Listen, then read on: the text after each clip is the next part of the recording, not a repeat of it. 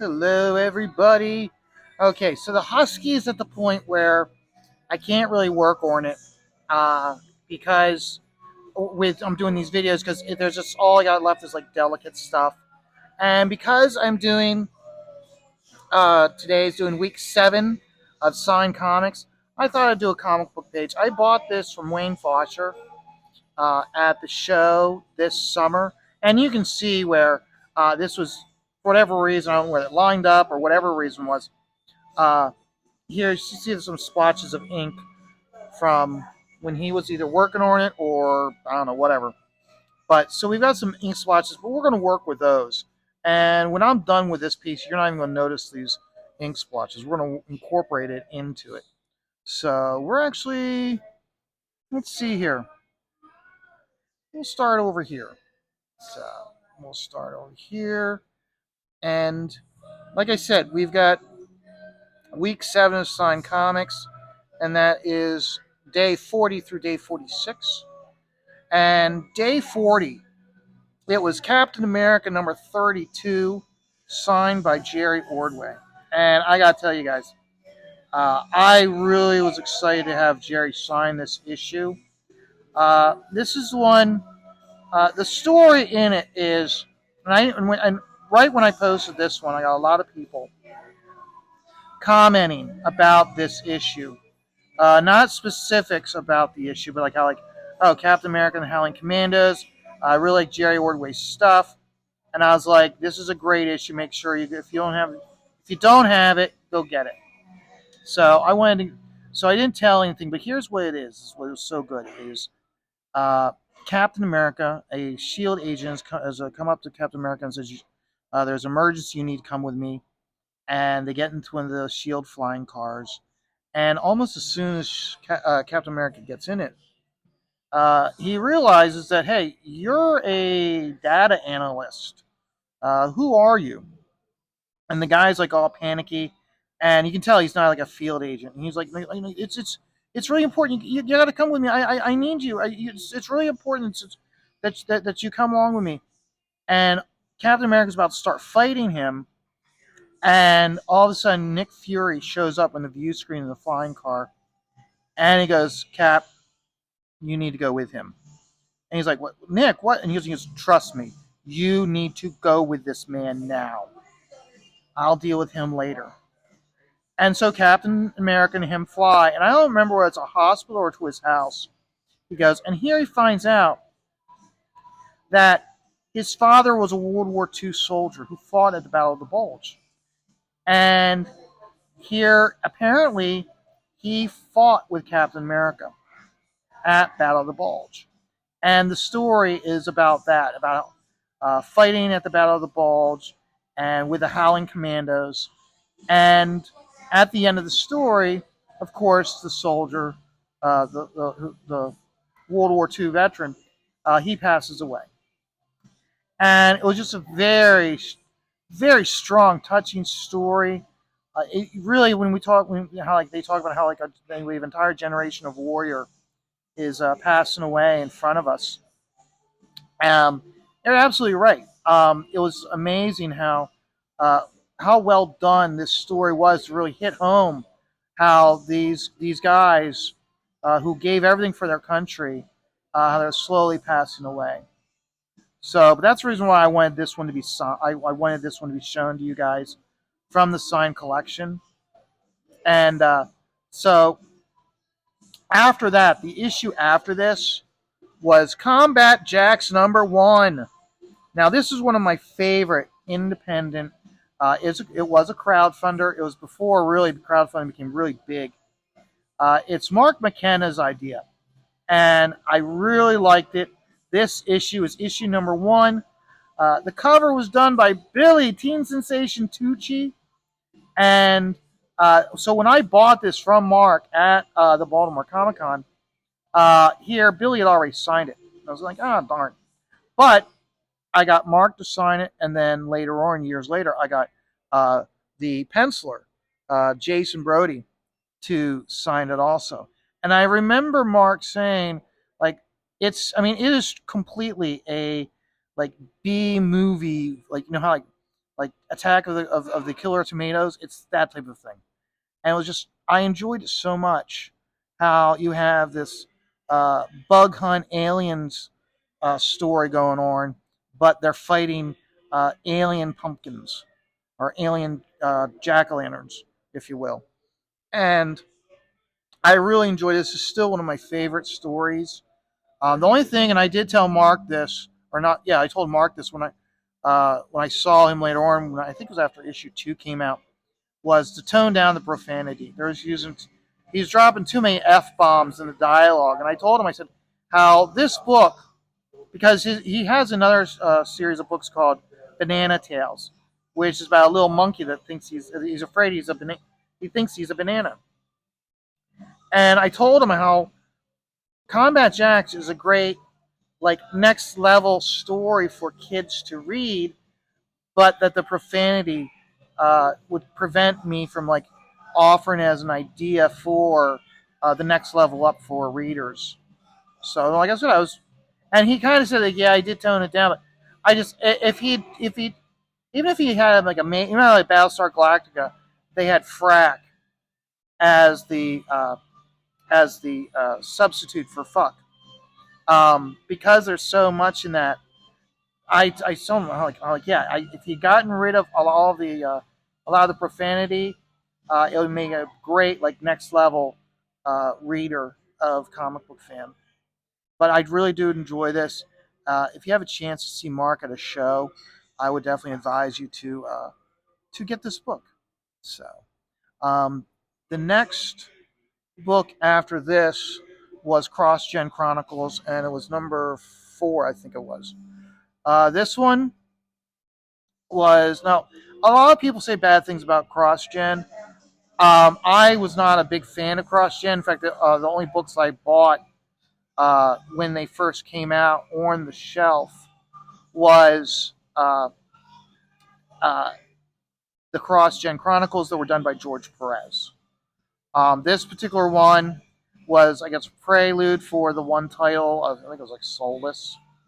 Uh, Maybe, I don't know. I don't remember. Again, I didn't really follow any of the cross gen books at this point, so I just got uh, this issue because of George Perez's work, and I enjoyed it.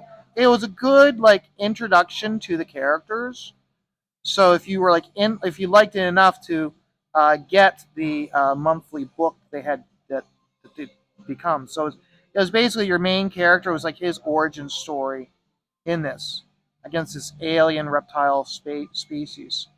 And typical George Perez, heavy details, both fighter in a spaceship, uh, or in the spaceship or on the planet, and there was like I guess a brawl of Marines on the spaceship, and I thought it was really good, well done, of course, because it's George. So, but I had the opportunity to get Mark Wade to sign it, George Perez to sign it, and then of course Mike Perkins did the inks. So I got him to do it too. So okay, I'm noticing that these guys have got ribbing, so I'm going to put that ribbing in. So let's put the ribbing in right here. We'll go light. Gotta go light so we can show the curvature of the arm. So we'll just put an actual little darker there. And what I probably should do eventually, when I'm maybe put, depending on how it goes, I might need to put a nice layer of dots right along the edge, not as an outline, but to show, because that's how when you see uh, a curved item, a curved object, a lot of times there's a hard line, there's a tone line of dark. So, but okay, let's go in here now. Yeah, let's put them in here. And then, of course, after the cross gen, we now are done with the C's. We're hitting them D's. We're hitting the D's. And the first one I have signed is Detective Comics, and I think it was 570. It was Alan Davis did the artwork. Mike Barr did the story, and it was Batman and Catwoman. And this was like just before they this was after Crisis, and they were now revamping Superman, revamping Batman and Wonder Woman with like new origin stories and whatnot. And this this was like the last story before they started that. And I like how they did it because, per usual, Batman and Catwoman are getting more close, more intimate, more chummy, being love interests to each other. Where you think would be leading up to them getting married and then having her daughter Helena becoming the Huntress, the daughter of the Bat and the Cat. And this was great because it's kind of leading up to it, but Catwoman, she gets captured by Dr. Moon. Now, Dr. Moon was like a knockoff version of the Crime Doctor, but he worked with electroshock therapy to uh, uh, control minds and reprogram minds. And essentially, that's what he does in this: is he finds her, or she is captured.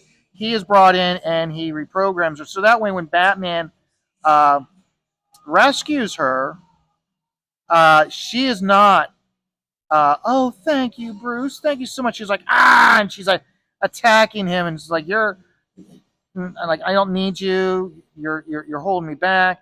And she's just like, she knows everything, but she's now reverted back to her evil self. And I like that how it was like they just gave a nice conclusion to the old era, making way for the new era uh, of Batman.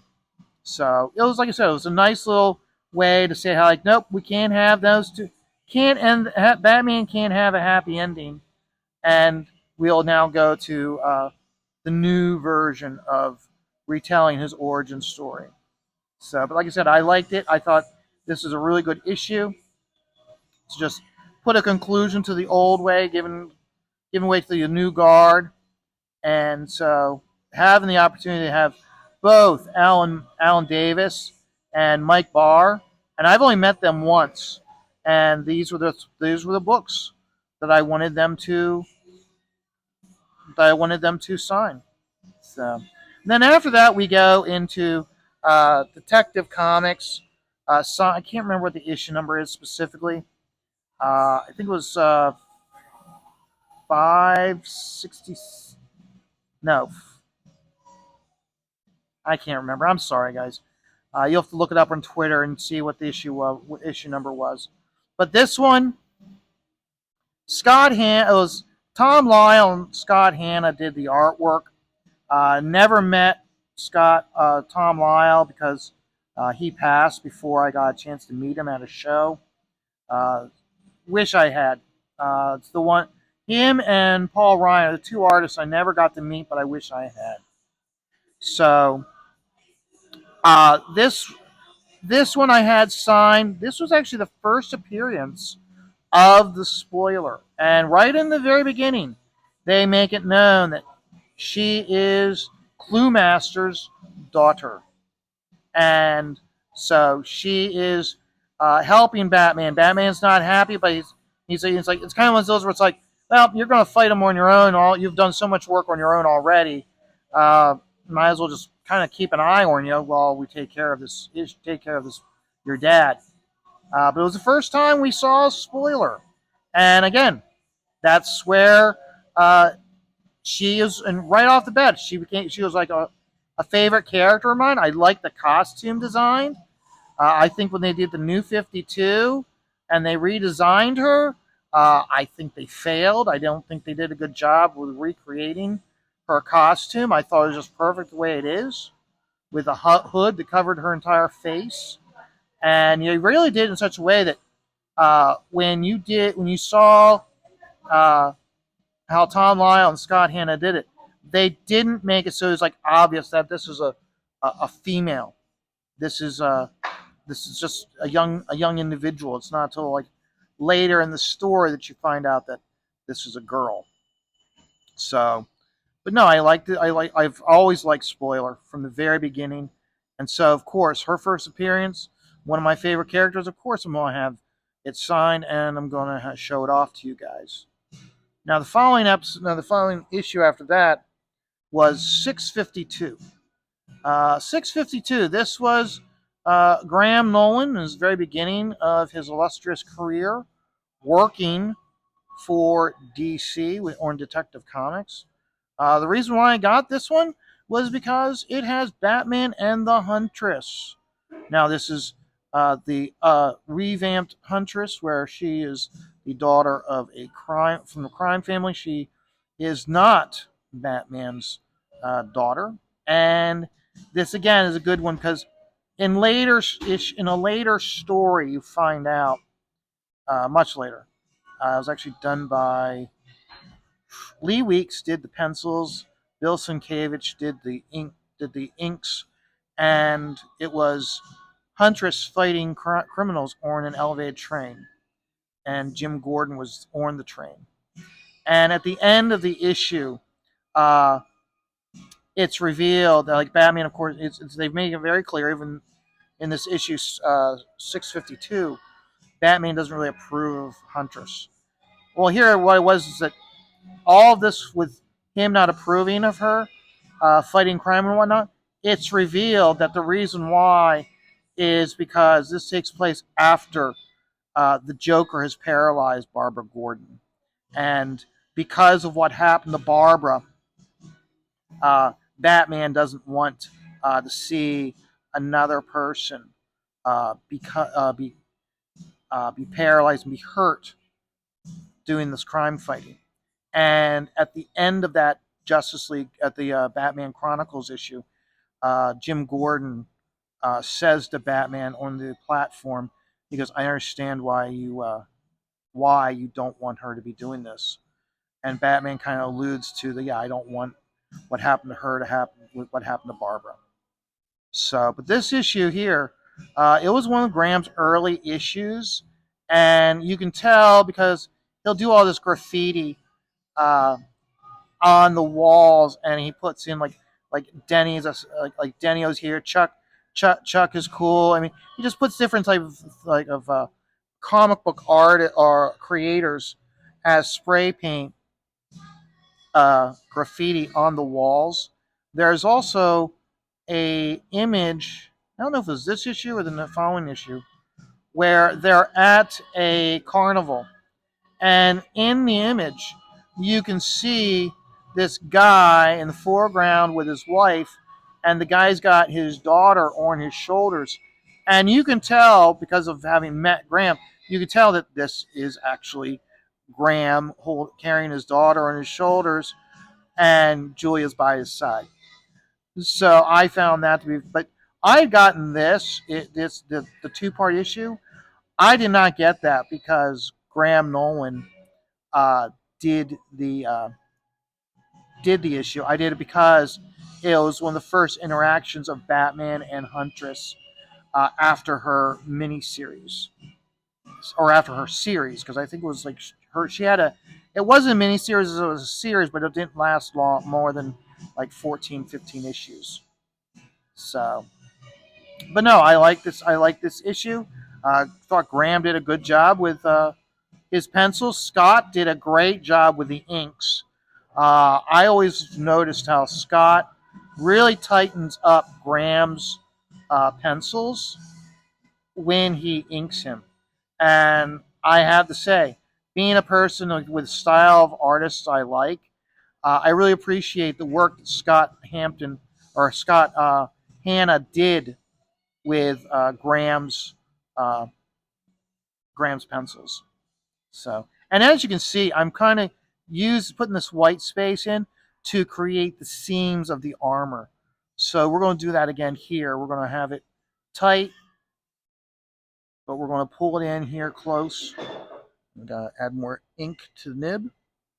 So we just pull it in close, just like this, and pull it in close.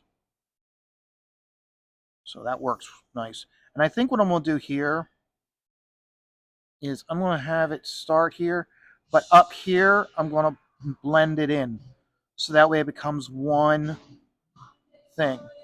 Now this might blur together when it gets shrunk down, or it might stand out. Who knows? So I won't know till I'm done and I actually make a copy of this, and then we'll find out. So, but yeah, I really did like that issue by Graham Nolan and Scott Hanna. Like I said, it was and of course it had Travis Charest doing the cover for it. So, but I really like this issue. That's the reason why I picked it to be one of the signed books for the 365 days of signed books on X.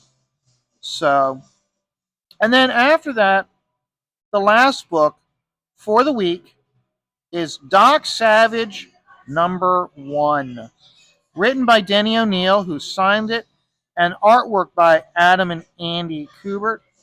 I gotta tell you guys, this was my first This was my first introduction to Doc Savage. I didn't know that he was a pulp. He came from pulp novels. Didn't know this was just a 4-issue series outside of continuity. I didn't know if it was going to be made continuity with inside the uh, Marvel superhero line. Obviously, it didn't. But for me, it was just like, oh, this looks really cool. What is this? And I mean, Adam and Andy did the artwork, and you can tell they're heavily influenced by their father because it looks like it's a complete mimicking of their dad of their dad doing the book. But I really like this, and what it went through the father at the end of the issue. The father is who is Doc Savage. He is something happens to him. Everybody assumes he's been killed by this like death ray.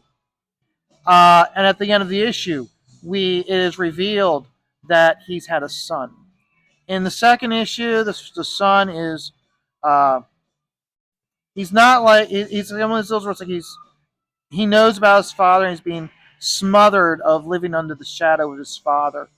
And at the end of the issue, it's revealed that he is killed.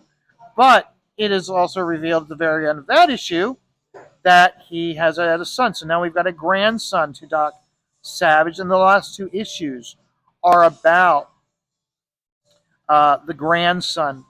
And the grandson looks similar to uh, Doc Savage, but he's not. He doesn't have like the metal head. He's got like regular like sandy blonde hair.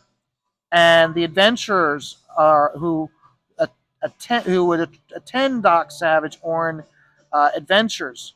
They're all like old aristocrats. They're like old, and they're all like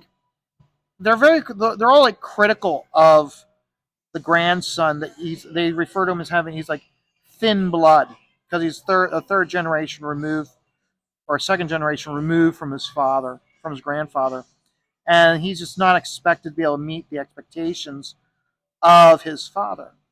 And in the end, uh, purely by accident, he brings his grandfather back, and then his grandfather and him help defeat the evil.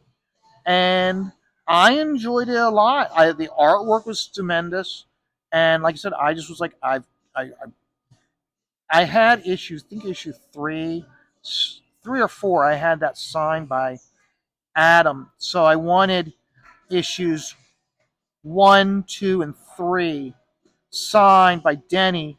That way, I had all of the issues signed, and I, like I said, I knew I wanted them all signed. And that was before. And then, again, I got this issue, or I should say, I bought these before I knew how big of a deal Denny was.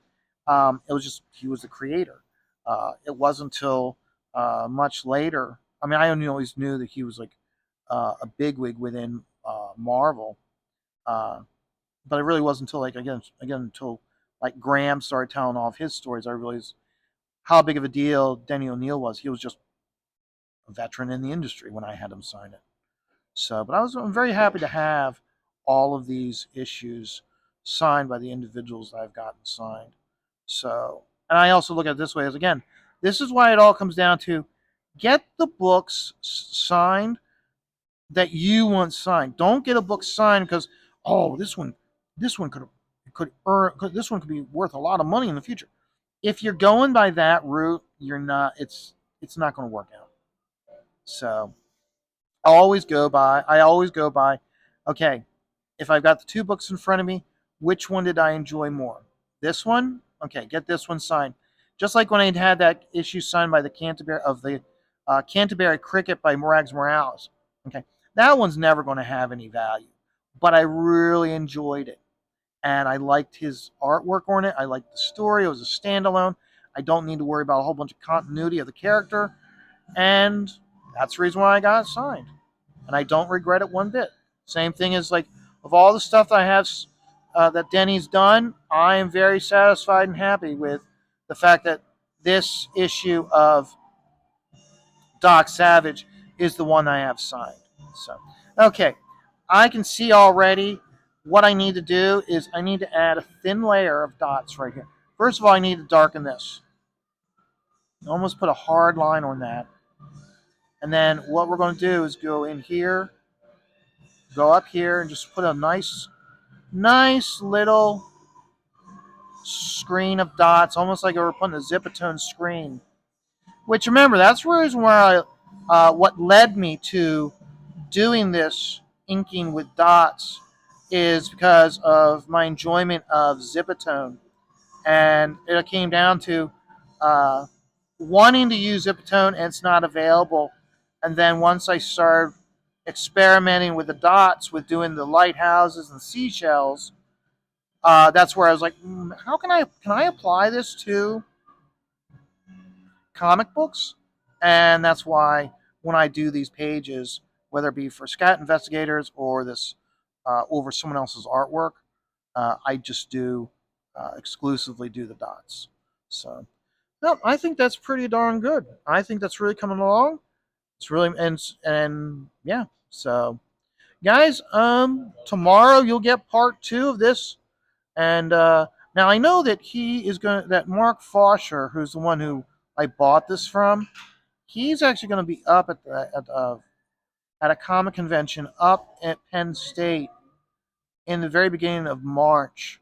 So I'll take, regardless of whether it's done or just a little bit's done, I'll take it up for him to see it, just so he can see how I do it. He might be like, "Wow!" I mean, like maybe he'll tell me like how he did the page if he remembers versus how I'm doing the page, and give me some pointers. So, guys, I'm having a great day. Remember, Cody Camelot. He's going to be racing Daytona today. So when you see this video, it might be the race is already over, but it's at noon on Fox. So I'm going to have a great day watching that race while I work on the Husky. But remember, guys, life is stressful. Take it all one dot at a time.